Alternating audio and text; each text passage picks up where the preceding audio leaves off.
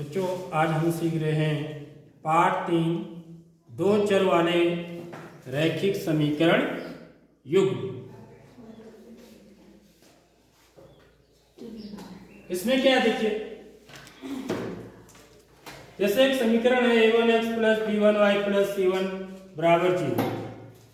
तो ये जो समीकरण होती है यह हम पढ़ चुके हैं कि ये किसको निरूपित करती है, एक सरल रेखा। जैसे मैंने लिखा 2x धन 3y धन 5 बराबर 0, इस प्रकार की समीकरण। यहां पर ये a1 b1 c1 ये क्या है बच्चों, अचर राशियां हैं। अचर राशियां का मतलब ये क्या है, वास्तविक संख्याएं हैं। वास्तविक संख्याओं का मतलब ये क्या हो सकती हैं, या तो परमेय हो सकती हैं या फिर अपरमेय संख्याएं हो सकती हैं। तो इस चीज को ध्यान रखना। तो यहां पर ये जो a1 b1 c1 ये क्या है, जैसे यहां पर a1 कितना है, यदि मैं इसकी तुलना इससे करूं तो a1 बराबर कितना है मेरा, 2 है। b1 बराबर 3 और c1 बराबर 5। समझ में आ रही बात। यहाँ पर a1 b1 c1 इसलिए लिखे हैं क्योंकि यहाँ पर दो समीकरण है। देखो समीकरण युग्म का आ गया, तो युग्म बोलते हैं जोड़े को, पेयर्स को।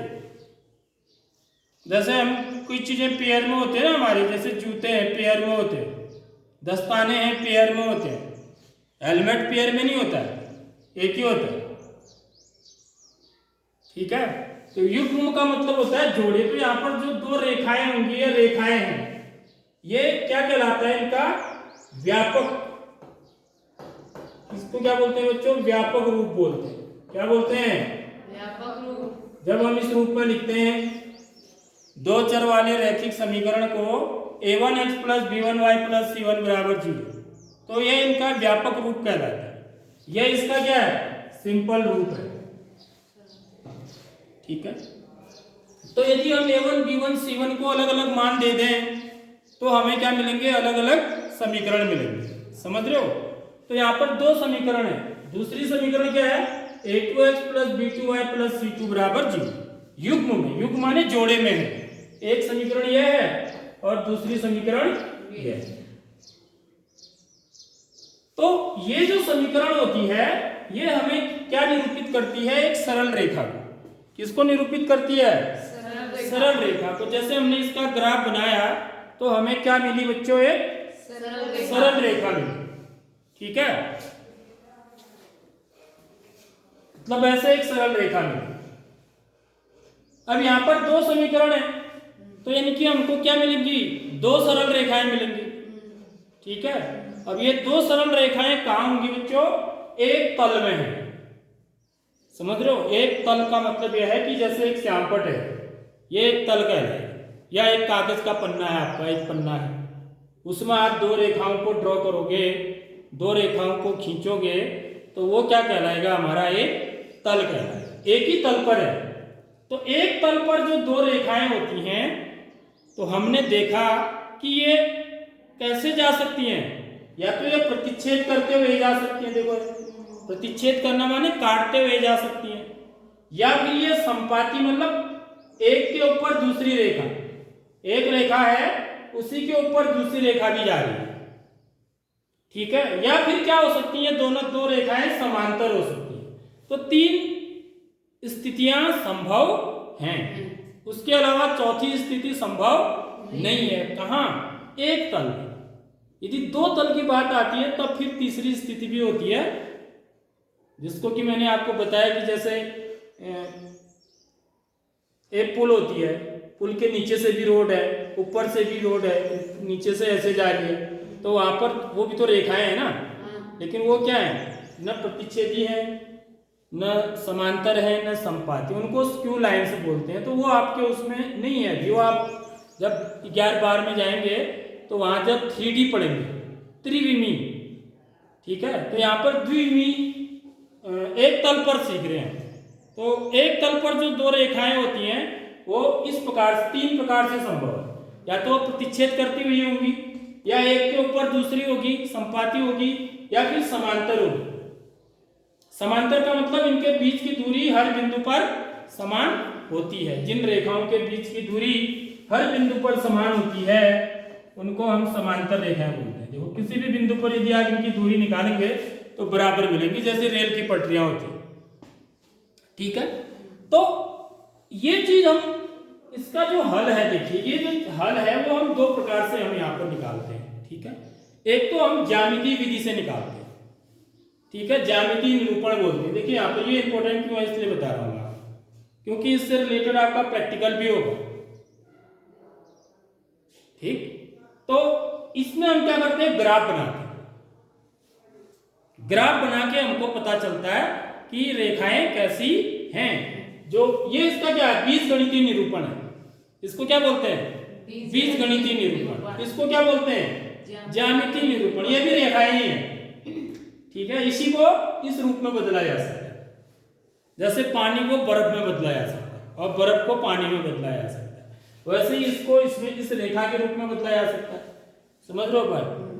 अब ये जो दो रेखाएं हैं, a1x plus b1y plus c1 बराबर 0 और a2x plus b2y plus c2 बराबर 0।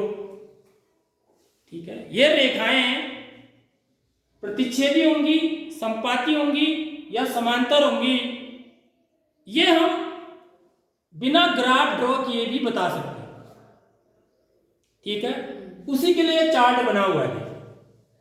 ये चार्ट उसी के लिए बना हुआ है। इसमें क्या कंडीशन होती है बच्चों, हम क्या निकालते हैं, इनके अनुपात निकाल देते हैं। a1 बट्टे a2 a1 बट्टे a2 निकाल देते, फिर b1 बट्टे b2, c1 बट्टे c2। समझ रहे हो। यदि a1 बट्टे a2 का मान b1 बट्टे b2 के बराबर नहीं आता है, ठीक, तब हम c1 बट्टे c2 निकालने की जरूरत नहीं होती। यदि ये दोनों आपस में बराबर नहीं होते हैं तो इसका मतलब यह है कि रेखाएं कैसी हैं, प्रतिच्छेद करती हुई। ठीक है, समझ रहे हो बात। तो ग्राफीय निरूपण क्या होगा, प्रतिच्छेद करती हुई रेखाएं। और इस स्थिति में हल कैसे होंगे, ये बीजगणितीय निरूपण, मतलब बीजगणित में हम क्या निकालते हैं, हल निकालते हैं। तो हल का मतलब क्या होता है, हल का मतलब होता है, यहां पर हल का मतलब समझ लो, हल का मतलब होता है जहां पर दो रेखाएं आपस में मिलती हैं, देखो प्रतिच्छेद करती हैं जिस बिंदु पर, वो बिंदु क्या कहलाता है, हल कहलाता है। समझ रहे हो, क्योंकि एक ही बिंदु पर मिल रहे हैं तो इसका मतलब इसमें क्या मिलेगा हमको, केवल एक हल मिलेगा। अद्वितीय हल बोलते। अद्वितीय का मतलब होता है एक और केवल एक, वन एंड ओनली वन, दूसरा हल नहीं मिलेगा। समझ रहे हो, कब, जब a1 बट्टे a2 बराबर नहीं है b1 बट्टे b2। अब यदि हमने a1 बट्टे a2 निकाला, फिर b1 बट्टे b2 निकाला और ये दोनों क्या आ गए, बराबर आ गए, तो अब दो स्थितियां हो जाती हैं। यदि ये बराबर आते हैं तब हम c1 बट्टे c2 भी निकालते हैं, इनका भी अनुपात निकालते हैं।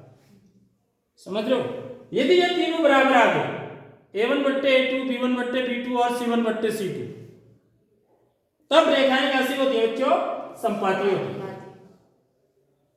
और ऐसी स्थिति में जो हल मिलेंगे, क्योंकि एक लाइन के ऊपर दूसरी लाइन है, तो एक लाइन पर कितने बिंदु होते हैं, देखो जो बिंदु होगा हर बिंदु हल होगा, क्योंकि एक के ऊपर दूसरा है ना लाइन, तो हर बिंदु हल होगा। और एक लाइन कितनी भी लंबी हो सकती है, तभी तो तीर के निशान लगे हैं ना, इसको हम अनंत तक आगे भी बढ़ा सकते हैं, अनंत तक पीछे भी बढ़ा सकते हैं। तो ऐसी स्थिति में हमको क्या मिलेंगे, अपरिमित रूप से अनेक हल मिलेंगे। समझ रहे हो बात। तो ये जब दो स्थितियां होती है बच्चों, इनमें हल निकल रहे हैं ना, इसमें भी हल निकल रहा है, इसमें एक ही हल निकल रहा है, इसमें क्या है, अनंत हल है, अपरिमित रूप से अनंत हल।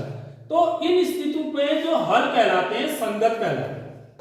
क्या कहलाते हैं बच्चों, संगत। इसमें भी क्या कहलाएगा, संगत, क्योंकि हल तो मिल रहे हैं ना। समझ रहे हो बात। लेकिन जो लास्ट वाली स्थिति है, देखिए जब a1 बट्टे a2 हमने निकाला और वो किसके बराबर आ गया, b1 बट्टे b2 के बराबर आ गया, फिर हमने c1 बट्टे c2 भी निकाला, लेकिन वो c1 बट्टे c2 के बराबर नहीं आ रहा है, तो ऐसी स्थिति में जो रेखाएं होती है समांतर होती है। समझ रहे हो बात? समांतर होंगी तो आपस में कहीं मिलेंगी है? नहीं मिलेंगी। अनंत तक आप इसको आगे बढ़ आप पीछे बढ़ाओ तो कभी भी आपको यह मिलेंगी नहीं ऐसे। समझ रहे हो बात? तो मिलेंगी नहीं तो हल कैसे निकलेगा ना? हल का मतलब है जहां पर वो मिलती है। तो ऐसी स्थिति में हमको कोई भी हल प्राप्त नहीं होगा। तो इस स्थिति को क्या बोलते हैं हम बच्चों? ऐसे हलों को क्या बोलते हैं? असंगत बोलते हैं। क्या बोलते हैं? असंगत। क्योंकि यह चीज नोट करना बहुत जरूरी है। समझ में आ रही बात? अब देखिए जैसे एक चीज इसमें एक एग्जाम्पल दिए हुए हैं आपके लिए। अब इन एग्जाम्पलों को समझाता हूं। जैसे पहले एक समीकरण दी है आपको x ऋण 2y बराबर 0। ठीक है, तो इसको मैं कैसे लिख सकता हूं बच्चों? x ऋण 2y इस रूप में लिखना है मुझे। कभी भी हो व्यापक रूप में लिखेंगे। अब व्यापक रूप में जो समीकरण होती है दो चर वाली रैखिक समीकरण, उस रूप में लिखेंगे किसी भी समीकरण। अब यहां पर क्या दिया हुआ है? x और y तो ठीक है, लेकिन यहां पर जो तीसरा अचर पद होता है वो नहीं दिया हुआ है, तो उसकी जगह पर क्या लिखेंगे? 0 लिख देंगे। है ही नहीं तो 0 है ना इसका मतलब, तो बराबर 0। अब तुलना कर लेंगे आप।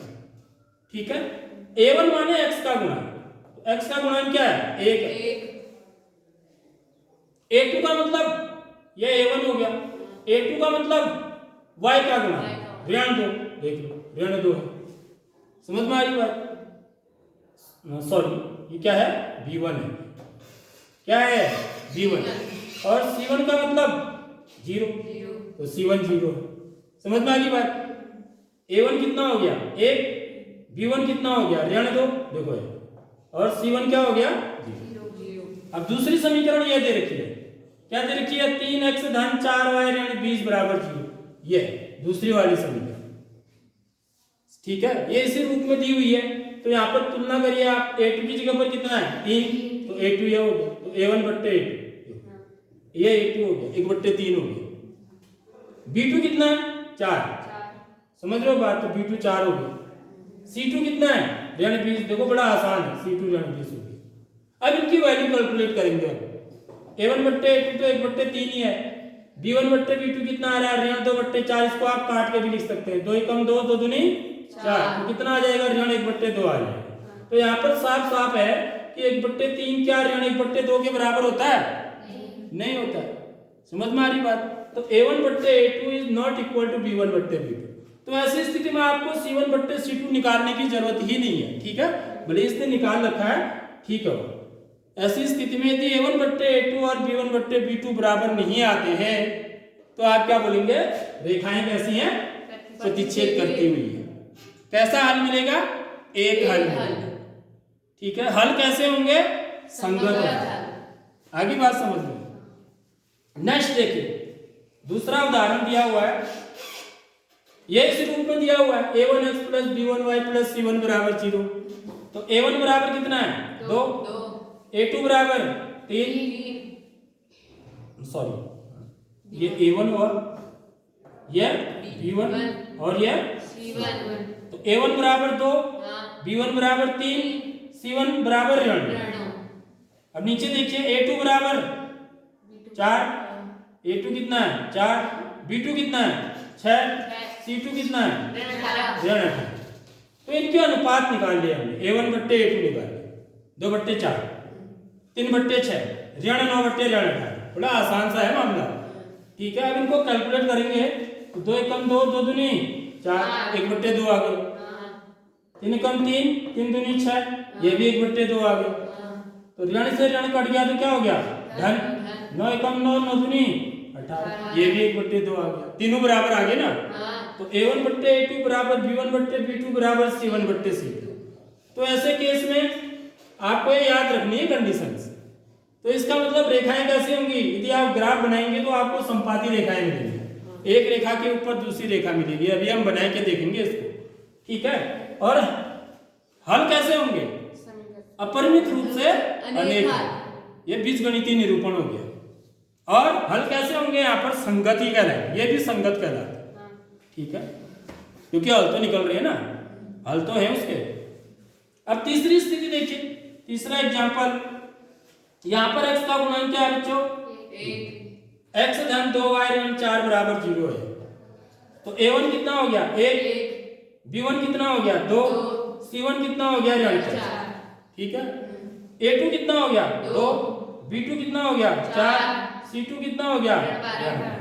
अब इसको काट के लिखना है हमको, सरलतम रूप में लिखना है। तो 2 एकम 2, 2 दूनी 4। a1 बट्टे a2 और b1 बट्टे b2 बराबर आ गया, तब आपको c1 बट्टे c2 निकालना है जब ये बराबर आते हैं। यदि बराबर नहीं आते हैं देखो तो c1 बट्टे c2 निकालने की जरूरत नहीं है। नहीं, आप सीधे बोलेंगे कि रेखा प्रतिच्छेदी है। यदि ये बराबर आ जाते हैं तब c1 बट्टे c2 निकालेंगे। तो जब c1 बट्टे c2 निकालेंगे तो दो स्थितियां होंगी, या तो c1 बट्टे c2 भी उनके बराबर होगा या उनके बराबर नहीं होगा। ठीक है, यदि बराबर आ रहा है c1 बट्टे c2 भी तो इसका मतलब रेखाएं समपाती है। ठीक है, यदि बराबर नहीं आ रहा है देखिए यहाँ पर ऋण से ऋण कट गया धन, 4 एकम 4, 4 3, ये तो 1 बट्टे 3 आ गया, ये 1 बट्टे 2 था, ये भी 1 बट्टे 2 था, ये 1 बट्टे 3 आ गया, यानी कि ये अलग आ गया ना। तो a1 बट्टे a2 और b1 बट्टे b2 तो बराबर है, लेकिन ये c1 बट्टे c2 के बराबर नहीं है। तो ऐसी स्थिति में जो रेखाएं होंगी वो क्या कहलाएंगी बच्चों, समांतर रेखाएं प्राप्त होंगी। बिना ग्राफ बनाए आप बता सकते, और आप ग्राफ बनाओगे तो आपको वास्तव में समांतर रेखाएं मिलेंगी, वो हम अभी चेक करेंगे, अभी हम ग्राफ बनाएंगे। ठीक है, और ऐसी स्थिति में कोई भी हल नहीं होगा, और जो हल कहलाएंगे कैसे हल होंगे बोलेंगे, असंगत कहलाएंगे। ठीक है, आगे बच्चों बात समझ में है।